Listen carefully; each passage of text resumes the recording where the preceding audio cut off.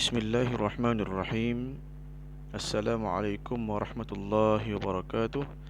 InsyaAllah pada hari ini, pada kali ini kita akan menyambung pembelajaran kita dengan bahagian yang baru, dengan tajuk yang baru, iaitu bahagian akidah di bawah tajuk Al-Muntaqim. Kita akan masuk unit 1 dahulu yang bertajuk Al-Muntaqim, yang bermaksud Allah Subhanahu Wa Taala Maha Pembalas. Baik, apakah yang dimaksudkan dengan Al-Muntaqim? Al-Muntaqim bermaksud nama Allah Subhanahu Wa Taala yang menunjukkan bahawa Allah Subhanahu Wa Taala Maha Pembalas dengan menimpakan azab terhadap orang yang melampaui batas.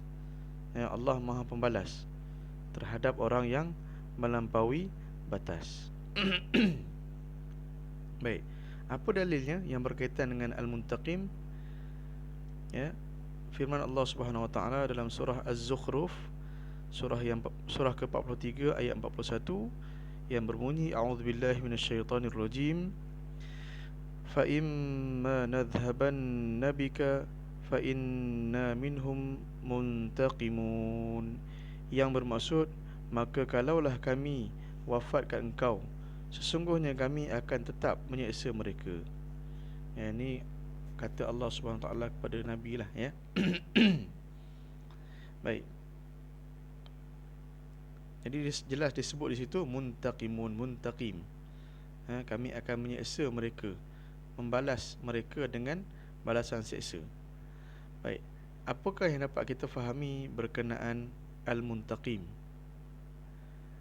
Baik, yang pertama, Allah Subhanahu Wa Taala memberikan pembalasan dengan siksaan neraka terhadap orang yang menolak peringatan Al-Quran.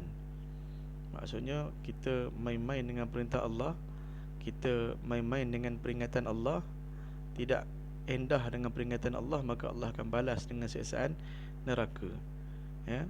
Firman Allah Subhanahu Wa Taala dalam surah As-Sajdah, surah ke-32 ayat 22 berbunyi, a'udzubillahi minasyaitonirrajim, wa man azlamu mimman dzukkira biayati rabbih thumma a'rada 'anha inna minal mujrimina muntaqimun. Ada muntaqimun sekali lagi. Baik, maksudnya apa? Dan tidaklah ada yang lebih zalim daripada orang yang diberi peringatan dengan ayat Allah Subhanahu Wa Taala, kemudian dia berpaling daripadanya. Allah kata apa? Orang yang mendengar ayat Allah, diberi peringatan dengan ayat Allah, tapi dia berpaling. Dia tolak, dia ingkar, dia lawan peringatan daripada Allah, lawan Al-Quran, maka Allah kata orang tu zalim. Sesungguhnya kami tetap membalas orang yang berdosa.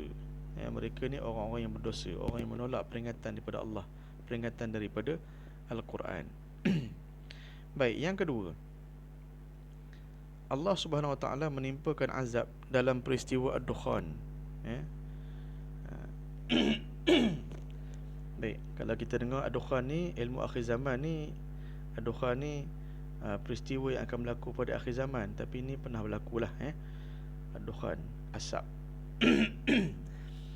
Baik, kaum Quraisy ditimpakan dengan kemarau panjang sehingga debu seperti asap menutupi mereka kerana mereka menolak dakwah Rasulullah sallallahu alaihi wasallam. Sebenarnya kita pun pernah berlaku ni, kan, musim panas yang tak hujan, sampai jalan kita kalau mungkin jalan kampung berdebu, tapi tidaklah sampai dia kata kena dukhan. Tapi kaum Quraisy dibalas oleh Allah Subhanahu Wa Taala sebab menolak dakwah Rasulullah sallallahu alaihi wasallam. Allah jadikan mereka, Allah bagi pada mereka musim kemarau, sampai pasir itu kering sangat, berdebu. Baik, firman Allah Subhanahu Wa Taala dalam surah Ad-Dukhan, surah ke-44 ayat 16, a'udzubillahi minasyaitonirrajim, yauma nabtishul batashatal kubra inna muntaqimun.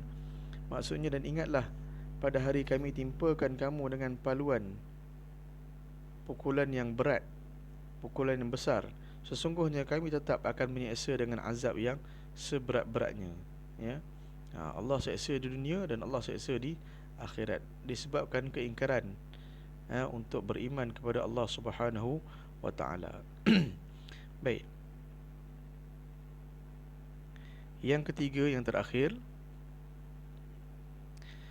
Allah Subhanahu Wa Taala memberikan pembalasan terhadap golongan yang menentang agamanya setelah diutuskan Rasul dan diberi keterangan yang jelas.